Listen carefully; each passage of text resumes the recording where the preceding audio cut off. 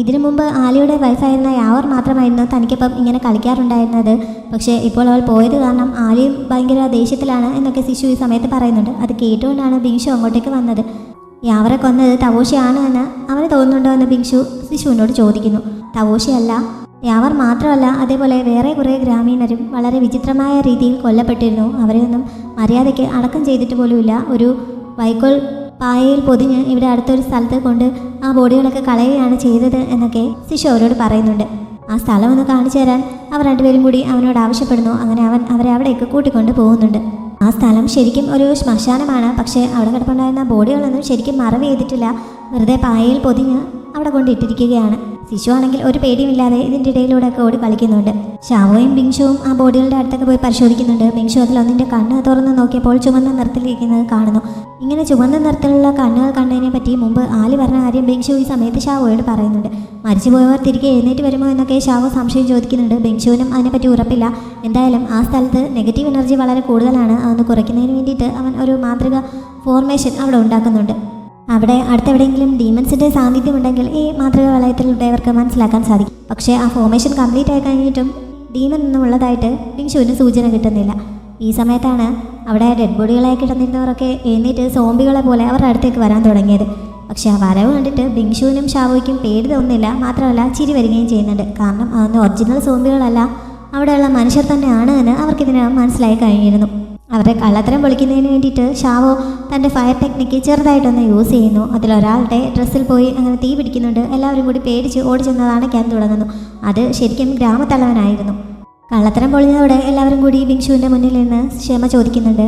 ശരിക്കും tax collect ചെയ്യാൻ വരുന്ന ഓഫീഷ്യൽസിനെ പേടിച്ച് ഇവർ ഇങ്ങനെ ഒരു കള്ളക്കഥ അവിടെ പറഞ്ഞുണ്ടാക്കിയതാണ്.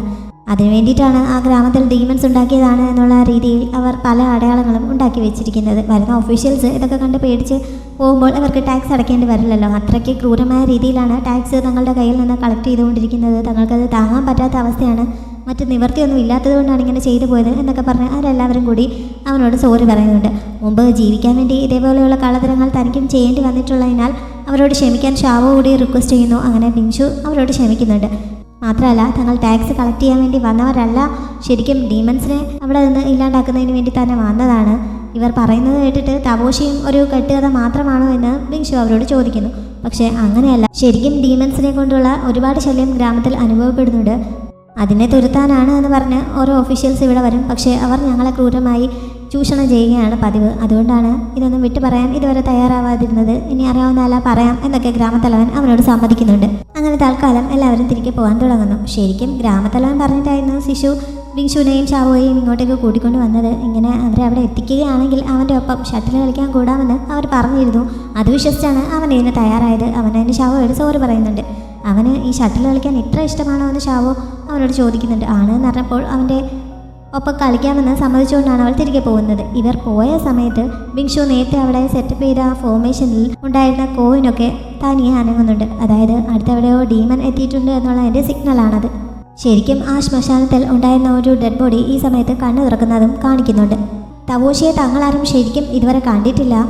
തവോഷിയെക്കുറിച്ച് കഥകൾ മാത്രമേ കേട്ടിട്ടുള്ളൂ. പക്ഷേ കാട്ടിലേക്ക് പോകുന്ന ആരും പിന്നെ തിരിച്ചു വരാറില്ല. അവരുടെ ഡെഡ് ബോഡികളുടെയൊക്കെ കൈയും കാലുമൊക്കെ നഷ്ടപ്പെട്ട അവസ്ഥയിലുമാണ് കണ്ടെത്താറുള്ളത്.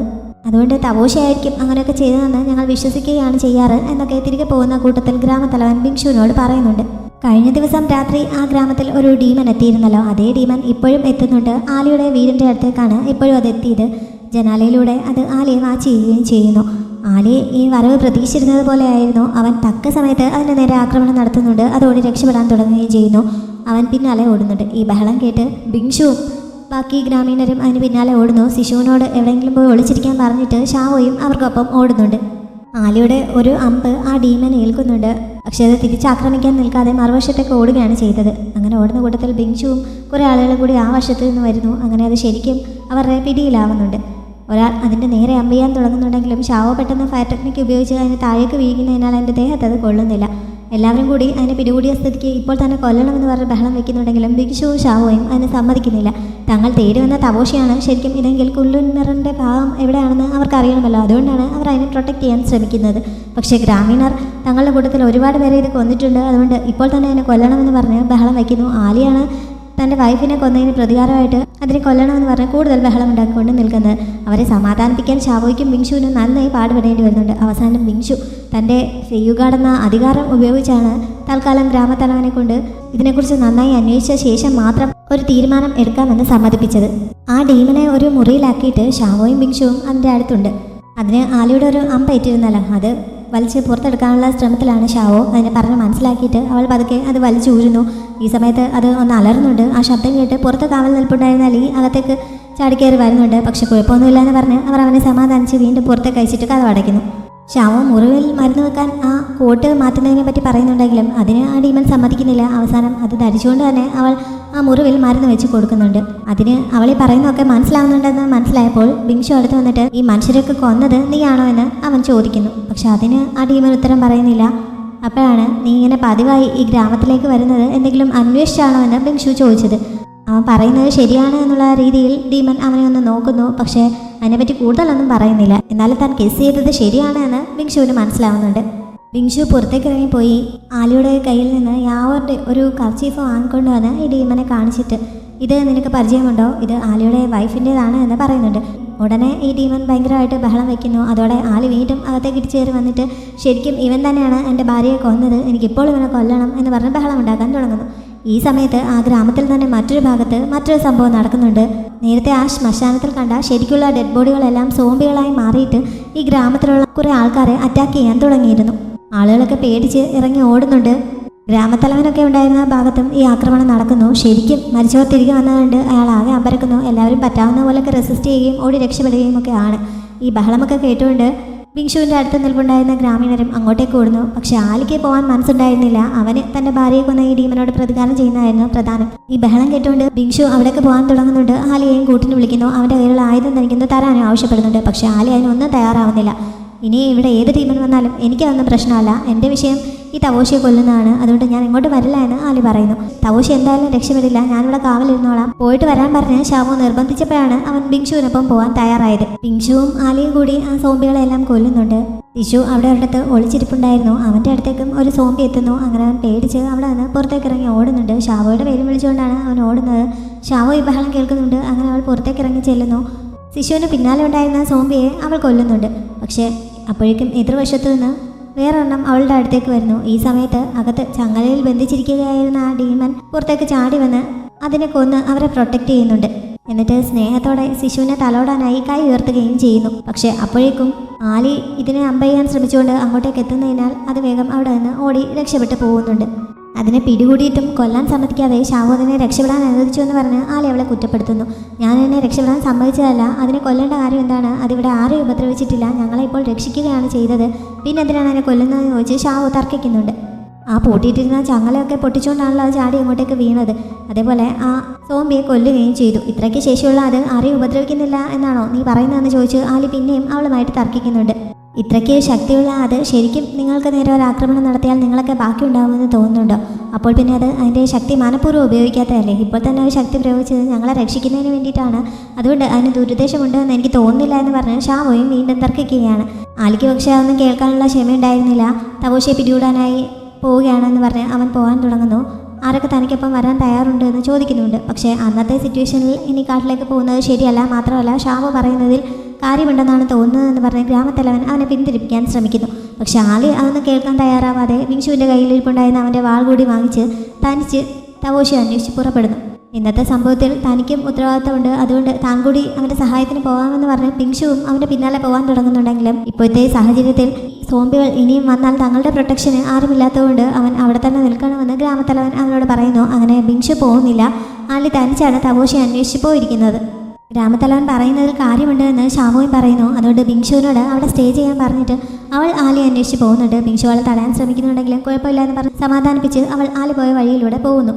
ആ സോംബികൾക്കൊന്നും വലിയ ശക്തി ഉണ്ടായിരുന്നു എന്ന് തോന്നുന്നില്ല. ആരോ അവരെ മനഃപൂർവ്വം ഉപയോഗിക്കുന്നതിന് വേണ്ടിയിട്ട് ഇങ്ങനെ ആക്കി വിട്ടതുപോലെയാണ് തോന്നിയത് എന്നൊക്കെ ബിങ്ഷു ഗ്രാമത്തലവനോടും മറ്റുള്ളവരോടും പറയുന്നുണ്ട്. അവരുടെ പ്രൊട്ടക്ഷന് വേണ്ടി ആ ഗ്രാമത്തിന് ചുറ്റും ഒരു ഫോർമേഷൻ ഉണ്ടാക്കാനും അവൻ തയ്യാറാവുന്നുണ്ട്. അവരോടെല്ലാം പോയി റെസ്റ്റ് എടുത്തോളാൻ പറഞ്ഞ് അവരെല്ലാം പറഞ്ഞയച്ചിട്ട് അവൻ തനിച്ചാണ് അത് ചെയ്തത്.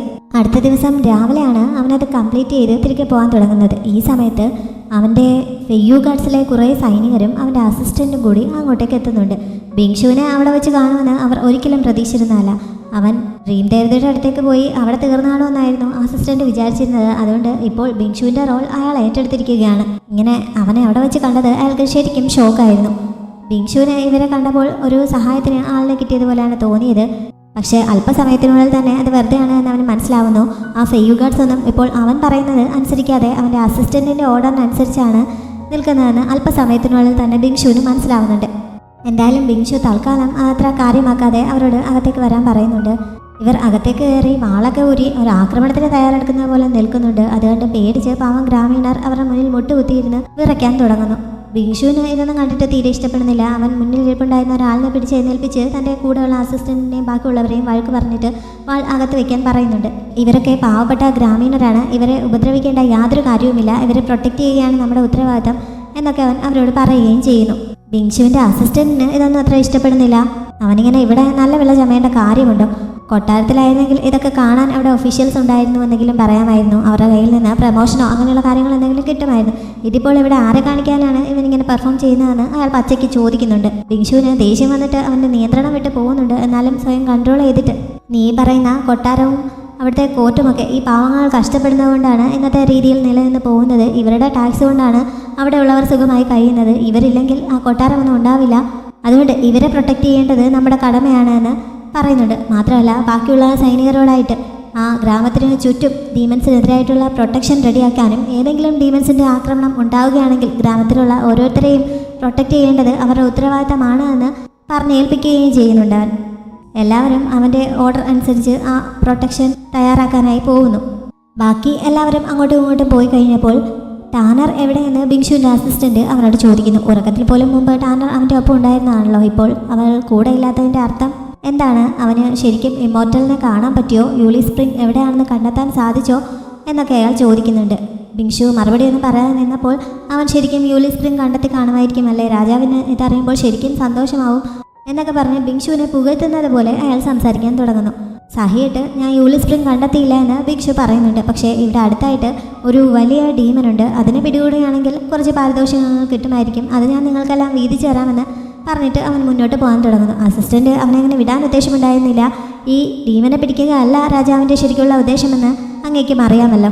ശരിക്കും രാജാവിന് വേണ്ടത് യൂലി സ്പ്രിംഗ് വാട്ടറാണ്. അതില്ലാതെ തനിച്ച് തിരികെ തലസ്ഥാന നഗരിയിലേക്ക് ചെന്നാൽ എന്തായിരിക്കും സംഭവിക്കാൻ പോകുന്നതെന്നറിയാമോ? അവിടെ നിന്ന് കൂട്ടിക്കൊണ്ടുപോയ ആ 100 ഒഫീഷ്യൽസിൻ്റെ മക്കളുടെ വീട്ടുകാർ എങ്ങനെയായിരിക്കും പ്രതികരിക്കുക എന്നറിയാമോ എന്നൊക്കെ അസിസ്റ്റൻറ്റ് ചോദിക്കുന്നുണ്ട്. ബിങ്ഷുവിൻ്റെ സകല നിയന്ത്രണവും വിട്ട് അവൻ ദേഷ്യത്തിൽ അയാളുടെ അടുത്തേക്ക് പാഞ്ഞെത്തിയിട്ട് നീ എന്നെ കൂടുതൽ പഠിപ്പിക്കാൻ വരണ്ട എന്ന് പറയുന്നുണ്ട്. അസിസ്റ്റൻറ്റ് തൽക്കാലം മിണ്ടാതെ നിൽക്കുന്നുണ്ടെങ്കിലും അവൻ ബിങ്ഷുവിനെ ഒട്ടും വകവെക്കുന്നില്ല എന്ന് അവൻ്റെ എക്സ്പ്രഷനിൽ നിന്ന് നന്നായി മനസ്സിലാവും. ഷാവോ ഈ സമയം കാട്ടിലൂടെ കിട്ടിയ സൂചനകളൊക്കെ വെച്ച് ആലി അന്വേഷിച്ച് മുന്നോട്ട് പോവുകയായിരുന്നു. വഴിയിലൊരിടത്ത് ആലിയുടെ അമ്പ് കിടക്കുന്നതും നേരത്തെ കിട്ടിയതുപോലെയുള്ള ആ ഡീമൻ്റെ ഒരു സ്കെയിൽ കിടക്കുന്നതുമൊക്കെ അവൾക്ക് സിഗ്നൽ നൽകുന്നുണ്ട്. അങ്ങനെ കുറേ ദൂരം ചെന്നപ്പോൾ ഒരു ഗുഹയ്ക്കുള്ളിൽ ആലിക്ക് പച്ചമരുന്നുകൾ വെച്ച് മുറിവിൽ കെട്ടിക്കൊടുക്കുന്ന ഡീമനെ അവൾ കണ്ടെത്തുന്നു. ആലി ബോധമില്ലാതെ കിടക്കുകയാണ്. അവൻ്റെ ശരീരത്തിൽ കുറേ മുറിവുകളുമുണ്ട്.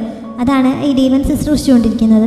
ശ്യാമോ മറിഞ്ഞു എന്നാണ് ഇത് വാച്ച് ചെയ്തുകൊണ്ടിരിക്കുന്നത്. ആലി മുറിവിൽ മരുന്ന് വെച്ച സമയത്ത് വേദന കൊണ്ട് പിണഞ്ഞുകൊണ്ട് വെള്ളം ആവശ്യപ്പെടുന്നുണ്ട്. അങ്ങനെ ഡീമൻ വെള്ളം എടുക്കാനായി പോകുന്നു. ആ സമയത്ത് ഷാവോ എന്നിട്ട് ആലിയുടെ അടുത്തേക്ക് ചെന്ന് അവനെ ചെക്ക് ചെയ്യുന്നുണ്ട്. അവൻ്റെ ശരീരത്തിലെ മുറിവുകളിൽ മരുന്ന് വെച്ചിരിക്കുന്നത് ഷാവോ ഇപ്പോഴാണ് വ്യക്തമായി കണ്ടത്.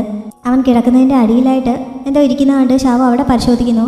അവൾക്കൊരു ചെറിയ പെൻഡൻറ്റ് കിട്ടുന്നു. നോക്കിയപ്പോൾ ആലിയുടെ ഡ്രസ്സിൽ തൂക്കിയിട്ടിരിക്കുന്ന ആ പെൻഡൻറ്റിൻ്റെ ബാക്കി ഭാഗമാണത് എന്ന് ഷാവോയ്ക്ക് മനസ്സിലാവുന്നുണ്ട്.